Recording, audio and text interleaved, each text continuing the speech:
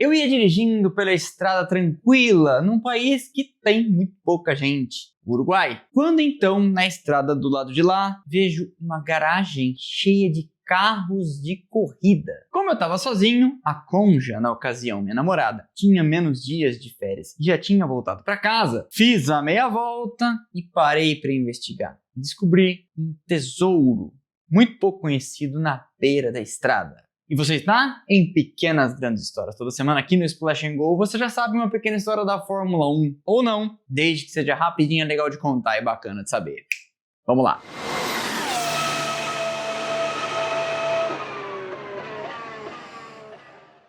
A gente sempre conta aqui nesse quadro de proezas engraçadas, curiosas, divertidas, inusitadas, de pilotos, grandes ídolos e etc. E eu não sou nada disso. Mas, confia, a história aconteceu comigo e é boa. Em 2018, minha então namorada, hoje esposa, e eu íamos para o sul do Brasil. Ela queria conhecer Gramado, perto de Porto Alegre. Cidade de montanha, cenário romântico, aquela coisa toda e tal. Ela tinha uma semana de férias e eu tinha 2.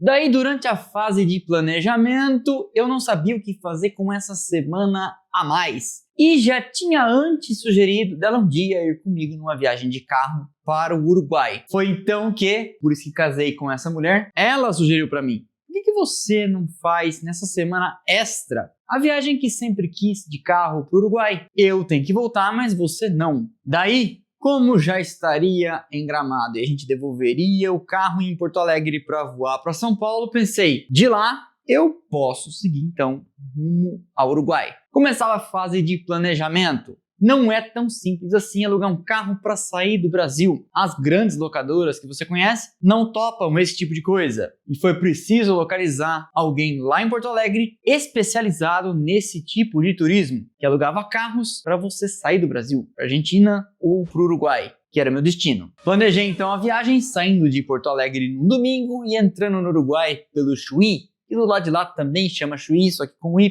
Descendo então por Cabo Polônio, onde dormia a primeira noite, e depois La Paloma, Punta del Este, Montevidéu, Colônia de Sacramento, e entre essas duas cidades reside a garagem, objeto dessa história. Subindo depois de passar por uma cidadezinha chamada San Javier, uma colônia russa no Uruguai, em Paysandú, e aí passei por Taquarembó e saí por Rivera, do lado de lá no Brasil, Santana do Livramento. Pois bem, o Uruguai é um país com mais ou menos 2/3 da área do estado de São Paulo e uma população de 3 milhões de habitantes. Para você ter uma ideia, o estado de São Paulo sozinho tem 45, o Brasil tem 220. Tudo isso para dizer, são muitas horas sozinho na estrada. Ótimo para quem, como eu, gosta de dirigir, pensar na vida, olhar a paisagem e etc. Em cada uma dessas cidades que eu citei, evidentemente, acabei explorando as redondezas. Em Punta del Este, por exemplo, dormi 3 noites e explorei todas as cidades em volta e etc.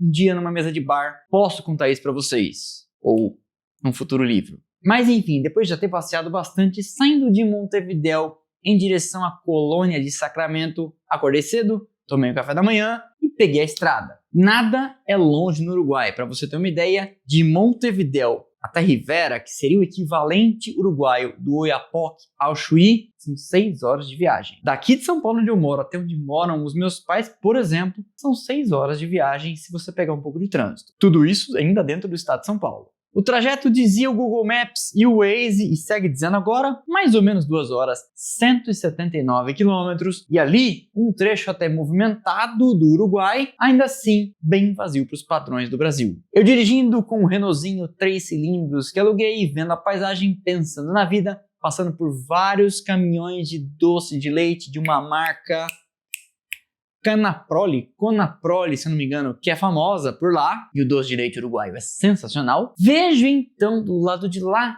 na pista de quem voltava para Montevidéu, uma garagem que vai ficando cada vez mais clara conforme ele chegando mais perto com, veja bem, carros de corrida.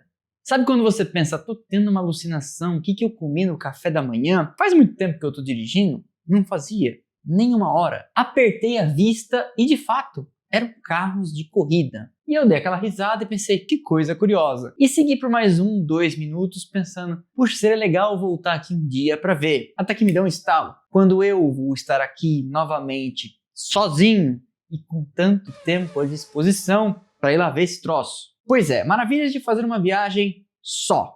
E aí, fiz meia volta no primeiro retorno e fui lá ver de perto do que se tratava. 5 minutos depois, estaciono na beira da estrada, não tinha ninguém, apenas 2 galpões de carros e motos e muita coisa de corrida. No dia eu só tirei fotos e divido todas elas, não são muitas, aqui com vocês. Alguns pendurados nas paredes, outros no teto, muitos deles com numeração de corrida, o que mostrava evidentemente o seu propósito. Eu não conseguia mais ir embora, olhava pelo vidro, tentava enfiar o nariz e comecei a andar em volta do prédio procurando por uma viva alma que pudesse me explicar no meu portunhol, quer dizer, não é tão ruim assim meu espanhol, mas enfim, pudesse me dizer do que se tratava aquilo. Até para me convencer de que não era uma alucinação. Metade de mim queria descobrir e não ia sair dali sem que alguém me dissesse, contasse a história. E a outra metade pensava,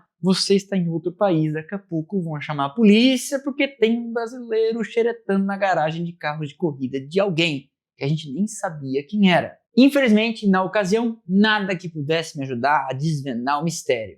E se eu não tivesse, as fotos pareceria muito história de pescador. Sabe? Porque história de pescador você nunca vai conseguir contestar. Afinal de contas, estava lá ele sozinho com o rio, pegou o maior peixe da história. Quando eu criei o canal, pensei, um dia conto essa história. E já contei muito tempo lá atrás, não está mais no ar, e agora trago novamente. Só que na ocasião surgiu um obstáculo, porque eu não sabia absolutamente nada sobre esse lugar, como comentei, não tinha ninguém lá para explicar, e eu não sabia achar nem no mapa esse bendito desse local para mostrar para vocês no Street View e provar que eu não estava enlouquecendo. Até que um dia, já com o canal funcionando, ainda bem no começo, um seguidor do Uruguai me escreveu parabenizando pelo conteúdo e etc. E eu pensei, talvez ele possa me ajudar. Seu nome? Andrés, ou Andrés, deve ser Andrés Prado. Não sei se ainda está por aí, não sei se ainda segue nosso canal. Mas aí eu perguntei para ele e por sorte ele trabalhava com transporte. E aí me trouxe a informação. Trata-se de um acervo de carros de corrida que pertence a alguém já falecido de sobrenome Rolando, dono de uma transportadora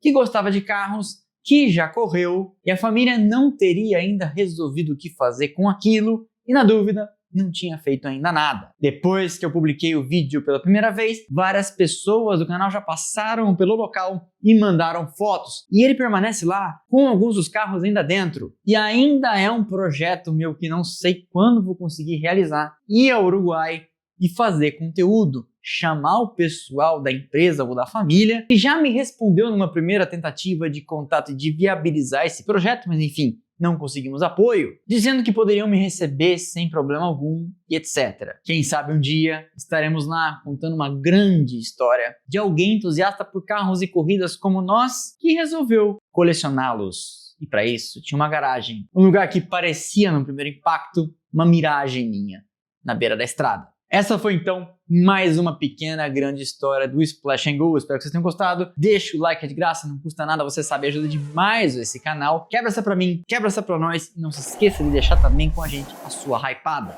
Likes, hypadas, compartilhamentos e, especialmente, comentários ajudam o algoritmo a entender que você gostou do trabalho. E aí ele entrega para mais pessoas. Se você já passou por lá, comente aqui. Se você não tem nada para comentar, diga a cidade de onde nos assiste. Eu sempre mostro isso para os nossos futuros e presentes patrocinadores para mostrar que a gente está no Brasil inteiro e às vezes também fora dele. Para receber notificação de tudo que a gente faz por aqui, temos canais de notificação de Telegram, Instagram e WhatsApp, onde você entra e passa a receber um recadinho automático assim que eu publico alguma coisa. E também temos aqui nossas redes sociais, estão passando aqui os arrobas, Instagram, Twitter, Threads e TikTok, onde tem conteúdo o tempo todo. Valeu e aquele abraço!